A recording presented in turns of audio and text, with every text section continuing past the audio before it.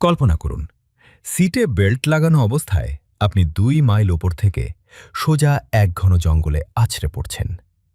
এটা কোনো মুভি নয়, এটা জুলিয়ান কুপকের জীবনের এক সত্যি গল্প।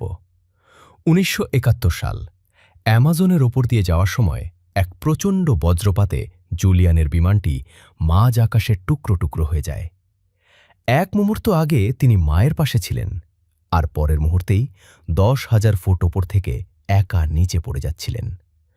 বনের ঘন গাছপালা তার পড়ার গতি কমিয়ে দিয়েছিল বলে তিনি অলৌকিকভাবে বেঁচে যান। কিন্তু জ্ঞান ফেরার পর দেখলেন তিনি গভীর জঙ্গলে একদম একা।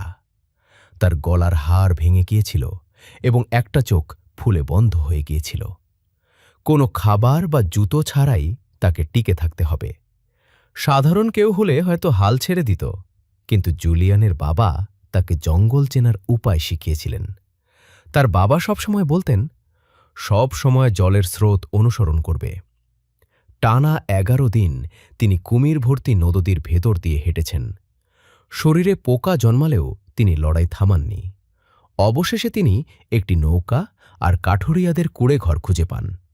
এভাবেই তিনি উদ্ধার হন। জুলিয়ান শুধু বিমান দুর্ঘটনা থেকেই বাঁচেননি, বরং পৃথিবীর সবথেকে বিপজ্জনক জঙ্গলকে জয় করেছিলেন। তিনি সত্যিই আকাশ থেকে পড়া সেই সাহসী মেয়ে।